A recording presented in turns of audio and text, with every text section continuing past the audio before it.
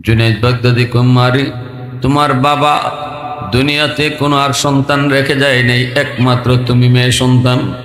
सम्पद जा छिलो सब तुम्हें दिया गेल, किन्तु तुम्हार बाबा आज के कबरे जहन्नामेर आगुने जलतेছে, सापेर कामड़ खाइतेছে, आजाब भोग करे। स्वप्न जुगे आल्लाह आमाके देखाय दिয়েছেন তোমার বাবা আমার কাছে সুপারিশ করেছে, অনুরোধ করেছে আমি যেন তোমাকে খবরটা দেই।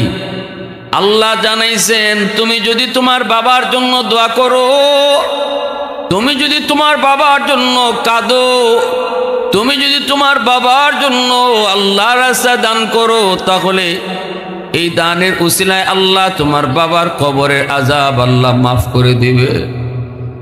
মেয়েটাই কথা শোনার পরও তার দিল নরম হয় না, কারণ গুনাহ যে যত বেশি করে তার দিল তত শক্ত হয়ে যায়। গুনার বদাসর হলো দিল শক্ত হয়ে যায়, সহজে চোখ দিয়ে পানি আসে না।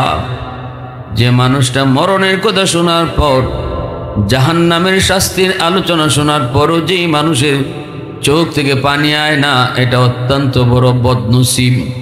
এটা আলামত বেশি ভালো না, খারাপ আলামত। এই কলিজাটারে নরম করার জন্যই আল্লাহ তারে জাহান্নামে ফলায়া জাহান্নামের দরজা জানালাগুলি আল্লাহ বন্ধ করে দিবে।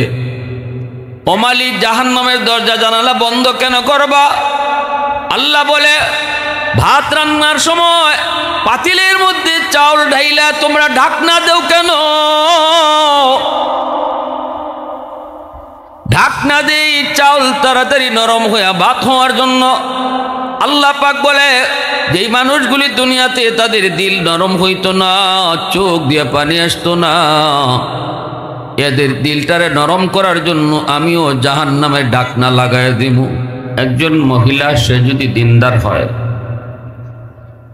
আর স্বামীও যদি দিনদার হয়, ঘরের পুরুষ আর মহিলা দুজন যখন দিনদার হবে, দুজনের মাঝেই যখন আল্লাহর ভীতি থাকবে, আল্লাহর ভয় থাকবে, তখন আল্লাহ এই ঘরটারে, এই সংসারটারে দুনিয়াতেই আল্লাহ বলেন হায়াতান তাইয়্যিবা, দুনিয়াতেই তাদের জীবনটারে আমি আল্লাহ শান্তির ঘর, শান্তির ঠিকানা বানায় দেব।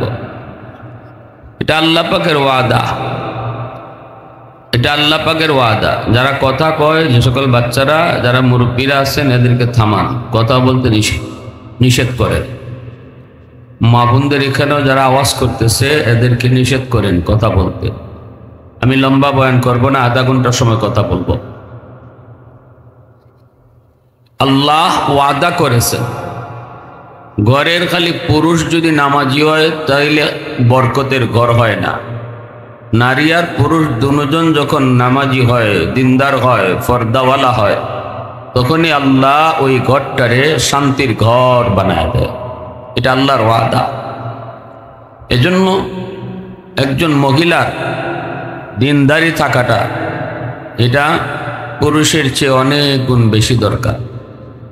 কারণ মহিলা যদি দিনদার হয়, মা যদি দিনদার হয়, সন্তান দিনদার হয়। কারণ মাকে সন্তান বেশি টাইম দেখে, বেশি টাইম পায়। পেটে ছিল তাও মার পেটো, বাপের পেটো না। দুধ খাইছে তাও মার দুধ খাইছে। অতএব মার সংস্পর্শে, মার টাচেই সন্তান বেশি টাইম থাকে, যার কারণে মার আমলের আসর সন্তানের উপর বেশি পড়ে। মা যদি বেফরদায় চলে তাইলে এই বেফরদার বদ আসর সন্তানের, পেটের সন্তানের উপরে গিয়ে পড়ব, দুধের সন্তানের উপরে পড়ব। আর যদি মা ফরদানিসীন হয়, এই ফরদার বালা আসর পেটের সন্তানের উপরে পড়ব, দুধের সন্তানের উপরে পড়ব। এজন্য আল্লাহ পাক বলেন মান আমিলা সালিহাম মিন যাকারিন আও উনসা ওয়া হুয়া মুমিন ফালানুহইয়ান্নাহু হায়াতান তাইয়্যিবা ওয়ালানাজজিয়ান্নাহুম আজরাহুম বিআহসানি মা কানু ইয়ামালুন। আল্লাহ পাক বলেন চাই তুমি পুরুষ হও চাই তুমি নারী হও, যদি তোমার কাছে ঈমানের সাথে নেক আমল থাকে, আমি আল্লাহ 1 নম্বর পুরস্কার দুনিয়ার হায়াতের জীবনটারে আমি শান্তির জীবন বানায় দেব, ঘরটারে শান্তির ঘর বানায় দেব, সংসারটারে শান্তির সংসার আমি আল্লাহ বানায় দিব, ইজ্জতের জীবন সম্মানের জীবন আমি আল্লাহ তোমাকে দান করব। আর পরকালের ময়দানে তোমাকে যা আমল করেছো এর চেয়ে 1000 গুণ বেশি জান্নাত তোমাকে দান করব। এজন্য একজন মহিলা দিনদার হওয়া এত জরুরি। মহিলা যদি দিনদার হয়, মা যদি দিনদার হয়, ঘরের সবগুলি মানুষ দিনদার হয়ে যায়। মা যদি পর্দা করে, সন্তান পর্দা করা শিখে। মা যদি মাথায় কাপড় দেয়, ছোট্ট মেয়েটা মার দেখা দেখি সে নিজেও মাথায় কাপড় পরা শিখে যায়। মা যদি কোরআন তেলাওয়াত করে, শিশু বাচ্চাটা মার পাশে কায়দা নিয়ে বসে যায়। মার আমলের আসর সন্তানের উপরে যায় বেশি পড়ে। এজন্যই কিয়ামতের ময়দানে আল্লাহ পাক বাবাকে যতটা না প্রশ্ন করবেন, মাকে আল্লাহ সন্তানের ব্যাপারে ডাবল প্রশ্ন করবেন। আল মারআতু রাইয়াতুন আলা বাইতি যাওজিহা ওয়া ওয়ালাদিহি আও কামা ক্বালা নবী আলাইহিস সালাম। রাসূল বলেন, সমস্ত নারীদেরকে আল্লাহ পাক উল্লেখযোগ্য যে কয়টা প্রশ্ন করবে, এর মধ্যে একটা প্রশ্ন হলো স্বামীর ঘরের মালের হেফাজত তুমি করলা কিনা, স্বামীর ঘরের মালের হেফাজত করছো কিনা। 2 নম্বর প্রশ্ন করা হবে সন্তানের হক আদায় করছো কিনা, সন্তান কোথায় লালন পালন করছো, কেমনে পড়াইছো, কেমনে কে শিখাইছো, ঘরের ভিতরে তুমি সন্তানের সামনে কেমনে চলছো, পর্দা পুশিদা সন্তানরে শিখাইছো কিনা, সালাম কালাম শিখাইছো কিনা, ঘুমের দোয়া শিখাইছো কিনা, খাইতে বসলে ডান হাতে খাইতে হয়, দস্তরখানা বিছায় খাইতে হয়, এই বিষয়গুলি তুমি মা সন্তানকে শিশুকালে শিখাইছো কিনা। কারণ সন্তান যদি শিশুকালে মার কাছ থেকে ধর্ম শিখে, এই শিক্ষাটা মরণ পর্যন্ত আসর থাকে। বই পুস্তকে পইরা যদ্দূর শিক্ষা নেওয়া হয়, দেখে দেখে যেটা শিক্ষা করা হয় এর আসর বেশি থাকে। বই পুস্তক পইরা যেটা শিখে এর চেয়ে দেখে দেখে যে শিক্ষা অর্জন করা হয়, এই শিক্ষার আসরটা যায় বেশি পড়ে। এজন্য আমার মা বোনদের দিনদারিটা এত বেশি দরকার। আর আমরা যারা মায়েরা আছি, আমরাও আমাদের মেয়েটার মাদ্রাসায় পড়ামো এজন্যই। কারণ জুনায়েদ বাগদাদী রহমতুল্লাহ আলাইহি ঘুমের ঘরে স্বপ্নে দেখেন একজন মানুষ জাহান্নামী চেহারার সামনে এসে হাজির হয়েছে। জুনায়েদ বাগদাদী বলতেছেন, কে গো তুমি কে, চেহারাটা এত কালো আর কান্না করো, আগুনে পুড়ে শরীর যেন কেমন বিভৎস হয়ে গেল, কে তুমি, কি তোমার পরিচয়? লোকটায় কয়, হুজুর আমি আপনার এলাকারই একজন মানুষ, আজ থেকে অনেক দিন আগে আমার মরণ হয়েছে, কবরের মধ্যে আমি আযাবে আছি, আগুনে পোড়া খাইতেছি, সাপের কামড় খাই। আল্লাহ আমাকে জানাইছে, বান্দা তোরে মাফ করে দিমু, কিন্তু একটা শর্ত আছে, দুনিয়াতে তুই যে মেয়ে সন্তান রেখে এসেছ, তোর ওই মেয়েটা যদি তোর জন্য আমার কাছে হাত উঠায়, তোর একথা ইয়াদ করে যদি আমি আল্লাহ রাস্তায় দান সদকা করে, এই উসিলায় আমি আল্লাহ তোমাকে মাফ করে দিব। এই লোকটাই কথা বইলা জুনায়েদ বাগদাদীর কাছে হাত অনুরোধ করে বলতেছে, হুজুর একটু উপকার যদি করেন, আমার মেয়েটারে যদি কথাটা একটু বলেন, আর আমার মেয়েটা যদি সে আল্লাহর কাছে আমার জন্য দোয়া করে, এই উসিলায় আল্লাহ আমার আযাব মাফ করবে। জুনায়েদ বাগদাদী ঘুম থেকে উইটা লোকটার ঠিকানা লইয়া ওই মেয়ের সন্ধান করেন। মানুষেরা কয়, হুজুর এই মেয়েটার কাছে আপনি যায়েন না, কারণ চরিত্র ভালো না, আপনি ওর কাছে যায়েন না, জুনায়েদ বাগদাদি বলেন আমার যেতেই হবে, কারণ আমার একটা জরুরি সংবাদ তারে দিতে হয়। কোথায় গেলে পাবো তোমরা কও? মানুষেরা কয় হুজুর নদীর ঘাটে যান, মেয়েটা নদীতে গোসল করে। জুনায়েদ বাগদাদি নদীর পাড়ে দাঁড়ায় রইলেন। মেয়েটা গোসল করে উঠে এসে কয় মৌলবী কি চাও? জুনায়েদ বাগদাদি কয় মা কিছু চাই না, আমি তোমাকে একটা খবর দিতে এসেছি, সংবাদ। কয় কিসের খবর? তোমার বাবার খবর। কি খবর? আমার বাপ তো কত আগেই মইরা কবরে ফচ্চা গইল্লা শেষ, যেন তাদের শক্ত দিলটা নরম হয়। মেয়েটার দিলে তো শক্ত হয়ে গেল, বাবার কষ্টের কথা শোনার পরও দিল নরম হয় না, কারণ মেয়েটার চরিত্র খারাপ। আল্লাহ রসুল চিনে না, আখিরাত বুঝে না, নামাজ কালাম পড়ে না, জান্নাত জাহান্নামের ভয় নাই। মেয়েটা তখন ঠাট্টা করে কয় মৌলভী আমার বাপের জন্য আমি এক মুষ্টি পানি সৎকা করলাম। হাতের মধ্যে এক মুষ্টি পানি লইয়া জুনায়েদ বাগদাদির দিকে এইভাবে উড়াইয়া মারছে। আল্লাহর ওলি জুনায়েদ বাগদাদি সাথে সাথে তিনি বডিটা সরাইছেন, ওনার গায়ে পানিটা লাগে নাই, পানিটা পড়ছে মাটিতে। আর মেয়েটা মস্কারি করে হাসে আর ঠাট্টা করে। জুনায়েদ বাগদাদি কষ্ট পেলেন, বড় কষ্ট।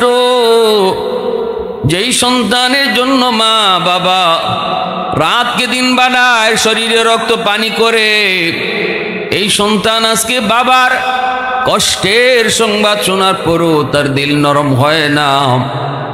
জুনায়েদ বাগদাদি বড় কষ্ট পেলেন, আর মনে মনে ভাবলেন এটার একমাত্র কারণ হলো সন্তানকে দিন না শেখানো। আজকে যদি মেয়েটারে শিশুকাল থেকে আল্লাহর পরিচয় শিখাইতো, আখিরাতের ফিকির কলিজায় দিত, মেয়েটারে শিশুকাল থেকেই যদি আল্লাহর বিধিবিধান মানায় বড় করত, কোরআনে মহব্বত যদি ঢুকাইতো, এই মেয়েটা কখনো বাবার এমন কষ্টের সংবাদ শোনার পরে সে এমন করত না, বরং কোরআন তেলাওয়াত করত, চোখের পানি জড়ায় জড়ায় কাঁদত। আর এই কান্নার উসিলায় আল্লাহ বাবার কবরের আযাব আল্লাহ মাফ করে দিত। এজন্যই রে ভাই, মেয়েটা দিনদারির চিন্ত না, জানতো না, কোরআন বুঝতো না, আখিরাত চিনত না। আর বাবার এক নাম্বার ভুল ছিল, বাবায় মেয়েটারে পর্দা শিখায় নাই, দিন শিখায় নাই, আল্লাহর পরিচয় শিখায় নাই। যার কারণে আল্লাহ শর্ত লাগাইছে, দুনিয়াতে একটা মেয়ে রেখাইছো, কিন্তু মেয়েটারে আমারে পরিচয় শিখায় আসো নাই, অতএব আমি আল্লাহ তোমার মাফ করে দিমু। মেয়েটা যদি আমার কাছে দোয়া চায়, মেয়েটা যদি আমার কাছে তোমার জন্য মাপ চায়। জুনায়েদ বাগদাদি সরে গেলেন, পানিটা ওনার গায়ে লাগে নাই, মাটিতে পড়ল। আর তিনি কষ্ট পেয়ে বাড়িতে চলে গেলেন। রাতের বেলা জুনায়েদ বাগদাদি ঘুমাইলেন, স্বপ্নে দেখেন ওই মানুষটা, গতকাল যেই মানুষটা জাহান্নামী চেহারা লইয়া ওনার সামনে হাজির হয়েছে, আজকে সে জান্নাতি মানুষের চেহারা লইয়া সামনে হাজির। আল্লাহর ওলি জুনায়েদ বাগদাদি কয় ভাই কে আপনি? হুজুর আমি তো ওই লোক, যে লোক গতকাল আপনার কাছে এসেছিলাম। গতকাল আমি আপনার কাছে এসেছিলাম, আমি তো সেই লোক। জুনায়েদ বাগদাদি কয় ভাই তাহলে কেমন করে তোমার এই পরিবর্তন হলো? তুমি তো ছিলে জাহান্নামী, চেহারা হয়ে গেল এখন জান্নাতি, কেমনে তোমার এত পরিবর্তন হলো? তোমার মেয়েটা তো তোমার কথা শোনার পর সে তো দাম দেয় নেই, সে তো তোমার জন্য দোয়া করে নেই, বরং এক মুষ্টি পানি নিয়ে ঠাট্টা কইরা মজাক কইরা আমার দিকে উড়ায় মারছে। জুনায়েদ বাগদাদি যখন এই কথাগুলি বলতেছে, তখনই লোকটাই কয় হুজুর আমি আপনার শুকরিয়া আদায় করতে এসেছি। আমার মেয়েটা পানি দিছে ঠিক, কিন্তু পানিটা আপনার গায়ে লাগে নাই, মাটিতে পড়ছে। আর যে জায়গা পড়ছে এই জায়গার মধ্যে একটা পোকা, এই পোকাটা দীর্ঘদিন যাবৎ পানির তৃষ্ণায় ছটফট করে। ওই পানির ছিটাটা যখন পোকার মুখে যায় পড়লো, পোকা পানি খায়, তার তৃষ্ণা নিবারণ হলো, জীবন বাঁচলো। পোকাটায় দোয়া করে মালিক যার উসিলায় পানি পাই আমার জীবন রক্ষা, তুমি তারে মাফ করো।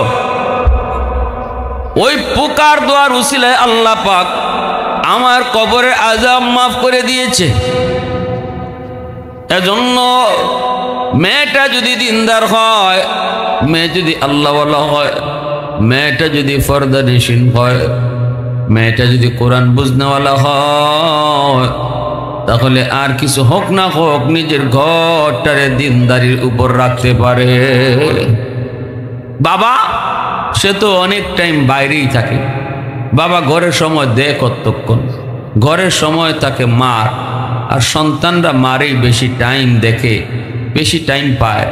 এজন্য মা নামাজি হইলে সন্তান সহজে নামাজি হয়, মা ফরদানিশীন হইলে সন্তান সহজে ফর্দা করা শিখে, মা কোরআন পড়া জানলে সন্তান সহজে কোরআন পড়া শিখে।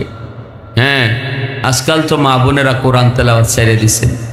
আমরা ছোটবেলা তো দেখছি আমাদের মা চাচিরা ফজরের পর তারা কোরআন তেলাওয়াত করতেন, সুমধুর কোরআনের আওয়াজ শোনা যেত ঘর থেকে। আজকে তো এটা নাই।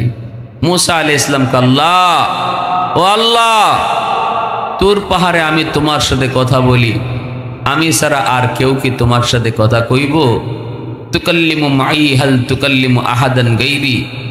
আল্লাহ বলেন, মুসা তুমি এসে তুর পাহাড়ে কথা কও, আর তোমার মাঝে আমার মাঝে পর্দা আছে, কিন্তু একদল উম্মত আইব আমার ভবিষ্যতে দুনিয়ায়, যে উম্মত আমার সাথে কথা কইব অথচ মাঝখানে কোনো পর্দা থাকতো না।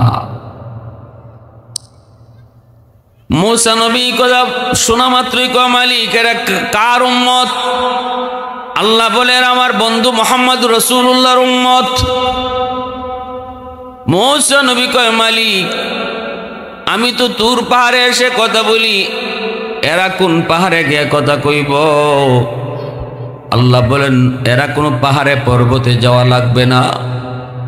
আমার বন্ধুর উম্মত যখনই নামাজে দাঁড়াইব তখনই আমার সাথে কথা কওয়া শুরু হইব। এজন্য রাসূল বলেছেন, মুসাল্লি ইউনাজি রাব্বা, নামাজে নামাজে আল্লাহর সাথে কথা কয়। এবার মুসা নবীকে, মালিক বুঝলাম নামাজে তোমার সাথে কথা কয়, কিন্তু তুমি তার সাথে কেমনে কথা কও?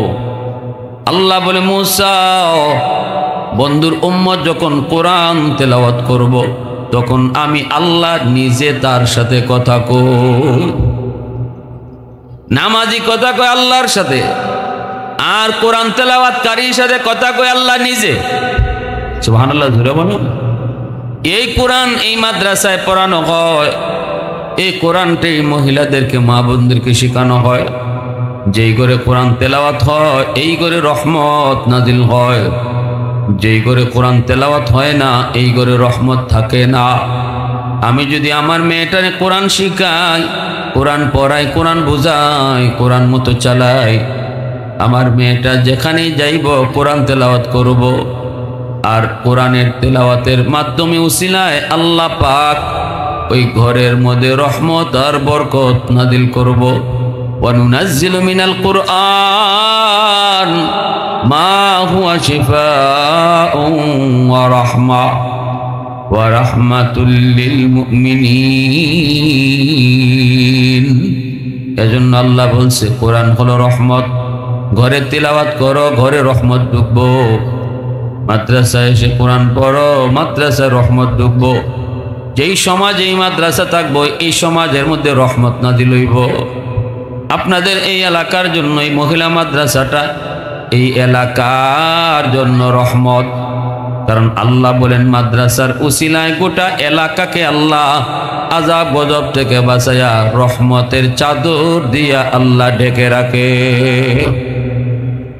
মাদ্রাসার উসিলায় আল্লাহ সমাজকে, এলাকাকে, জাতিকে আল্লাহ আযাব আর গজব থেকে বাঁচায়।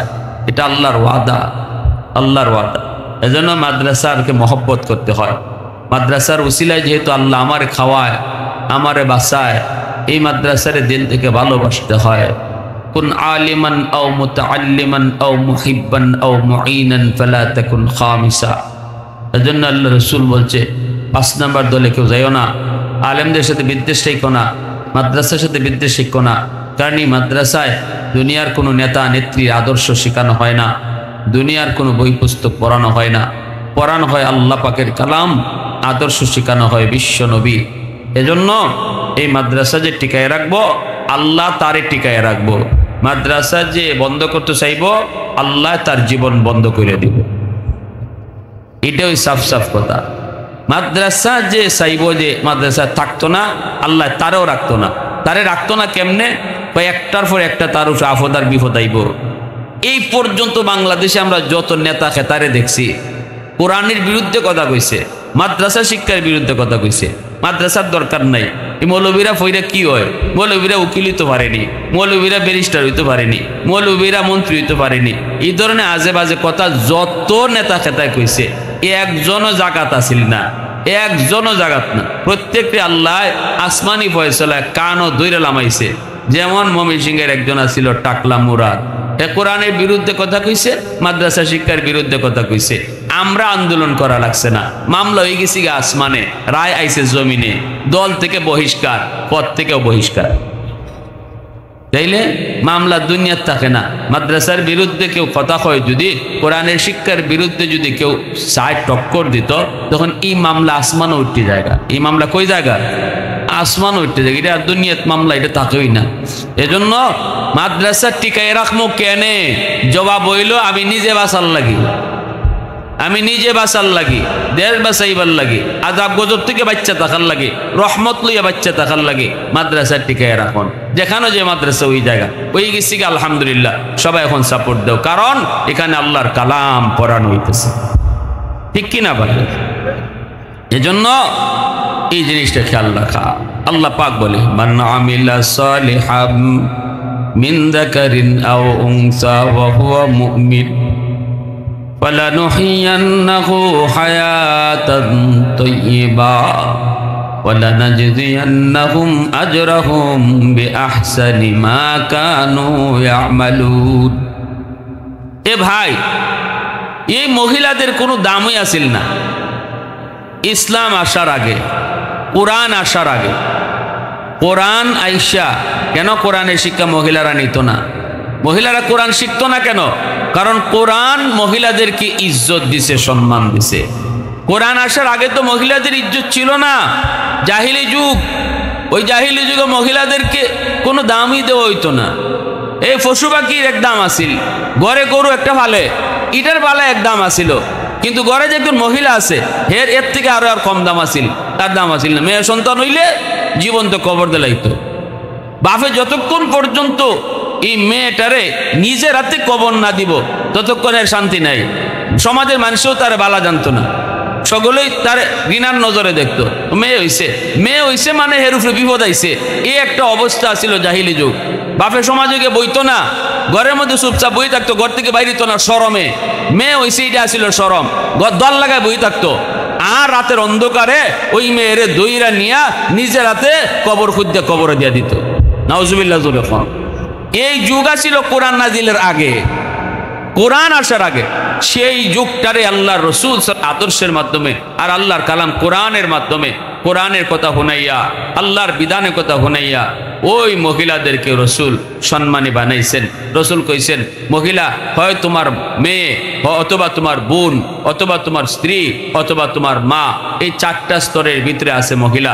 মেয়ে হিসাবে তার কি মর্যাদা, রসুল এটা সমাজে বর্ণনা করছেন। বোন হিসাবে মর্যাদা কিতা, এটা রসুল আলোচনা করছেন। এরপরে স্ত্রী হিসাবে একজন স্ত্রীর কি পরিমাণ দাম আর সম্মান, আল্লাহ রসুল এগুলা বলতেছেন। এরপরে মা হিসাবে কত মর্যাদা, রসুল এগুলা শোনাইতেছেন। শোনায় যে মানুষগুলা মহিলা জাতিরে কলঙ্ক মনে করত, আল্লাহ রসুলের কথা শুই না রসুলের কথা বুঝা তারা মহিলাদেরকেও মানুষ মনে করা শুরু করলো। এর আগে মানুষই মনে করতো না, এর আগে এরা কি মনে করতো না? মানুষই মনে করতো না, মহিলাদেরকে মানুষই মনে করতো না। আল্লাহ রসুল সাল্লাল্লাহু আলাইহি ওয়াসাল্লাম বুঝেছেন, না, আমরা পুরুষরা যেমন মানুষ, মহিলাও মানুষ। আল্লাহ রসুল বইলে এই কথা কইছেন। কিজাত যুগ আসিল বুঝুন, কিজাত যুগ আসিল। আর আজকে এই নাস্তিক হলতে ইসলাম বিরোধীরা কয় ইসলাম বলে নারীরা ঠকাইছে। বেকুফের বেকুফ হল, ইসলাম ঠকাইছে না, ইসলামে নারীর মর্যাদা বাড়াইছে। নারীর মর্যাদা দিছেও তো ইসলামে, নারীর মর্যাদা তো দিছে ওই কোরআনে। তাইলে এই নারীরা কোরআন শিখতো না, তো শিখতো কিতা? যেই কোরআনে তাদের ইজ্জত বাড়াইলো, যেই কোরআনে তাদেরকে সমাজে মানুষ বানাইলো, এই কোরআনই তো মহিলারা পড়তো। এরা তো এটাই শিখতো। এর আগে তো তাদেরকে মানুষই মনে করা হইতো না। হ্যাঁ, একটা দুইটা ঘটনা এরকম যে মেয়েটারে নিজের হাতে কবর দিলাইছে আরবে। আল্লাহ রাসূল সাল্লাল্লাহু আলাইহি ওয়াসাল্লাম প্রথম ঘোষণা দিয়েছেন, শোনো, যার মেয়ে আছে তিনটা, রাসূল কইল যদি তিন মেয়েরে দিন শিখাইয়া কোরআন শিখাইয়া একজন দিনদার ছেলের কাছে বিয়া দিতে পারে, তাইলে এই বাপ মা নিশ্চিত জান্নাতে যাইব। সাহাবীর জিজ্ঞাসা, ইয়া রাসূলুল্লাহ, দুই মেয়ে যার আছে, রাসূল এখন দুই মেয়ে ও যদি দিন শিখাইয়া দিনদার ছেলের কাছে বিয়া দেয়, সম্পদ না দেখিয়া, হ্যাঁ পয়সাওয়ালা না দেখিয়া, ক্ষমতা না দেখিয়া, দিনদার ছেলে দেখিয়া বিয়া দেয়, তাহলে রাসূল কোন দুই মেয়ের বাপ মারেও আল্লাহ জান্নাত দিব। সাহাবী প্রশ্ন করেন, ইয়া রাসূলুল্লাহ, এক মেয়ে যদি হয়, রাসূল এখন এক মেয়েরও যদি দিন শিখাইয়া দিনদার ছেলের কাছে দেয়, এই মেয়ের বাপ মারেও আল্লাহ জান্নাত দিব। ওই দেখেন আল্লাহ রাসূলের মেয়েদের মর্যাদা, নারী জাতির মর্যাদা কিভাবে কইতাছেন। এতে করে ওই আরবের মানুষ যারা, যে মানুষটা এখানে বইয়া রাসূলে ওয়াজ শুনতেছে, সেই লোকটায় নিয়ত করছিল রাত্রে গিয়ে ওই মেয়েটারে কবর দিব, কিন্তু আল্লাহ রাসূল এই কথাগুলো ওখানে জিম্মাইরে বই দিছে। কইটি কিতা কই, তাই নি কিতা কই, আমি তাহলে নিয়ত করছিলাম রাত্রে গিয়ে ওইটারে কবর দিতাম, ওখান তাই দি কথা কই, মেয়েরে বলে ফাললে রাখলে আদর করলে আল্লাহ জান্নাত দিব। ও এদের চিন্তা চেতনা রাসূল পরিবর্তন করতেছেন। পয়লা ছিল কইছেন না আজকে থেকে হত্যা করা বন্ধ, এই কথা কইছেন না, তাইলে মানতো না। তো রাসূল কোন মেয়ের মর্যাদা আগে বাড়াইতেছেন, নারী জাতির মর্যাদার আলোচনা করতেছেন, নারীরা আল্লাহর কাছে কত দামি কথা কইতেছেন। রাসূল কোন জানো, পুরুষের চেয়ে নারীর দোয়া আগে কবুল হয়ে যায়। জোরে খাওকাতে, পুরুষের চেয়ে নারীর দোয়া আগে কবুল হয়। এজন্য আল্লাহ রাসূল কইন, তোমরা ঘর থেকে বাইরেবার আগে ঘরের মহিলার কাছ থেকে দোয়া নিও। মা থাকলে মার কাছ থেকে দোয়া নেও, বউ থাকলে বউর কাছ থেকে দোয়া নেও, বোন থাকলে বোনের কাছ থেকে দোয়া নেও, জি থাকলে জির কাছ থেকে দোয়া নেও। কারণ পুরুষ থেকে নারীর দোয়া আগে কবুল হয়। নারীর দোয়া, কারণ নারীরা দুর্বল, দুর্বলের দোয়া আল্লাহর কাছে আগে কবুল হয়। এরপরে আল্লাহ রাসূল সাল্লাল্লাহু আলাইহি ওয়াসাল্লাম এইভাবে মর্যাদা বাড়াইতেছেন আর কইতেছেন, শোনো, জান্নাতে জানো হুর যারা হইব, যে হুররা এত সুন্দরী, এত সুন্দরী, এত রূপসী, হ্যাঁ হুররা এত সুন্দরী, হুরদের একটা আঙ্গুলের মাথা যদি দুনিয়ার জমিনে দেওয়া হইতো, দুনিয়ার আসমানে রাখা হইতো, তাহলে আকাশের সূর্যের আলো ম্লান হয়ে যেত।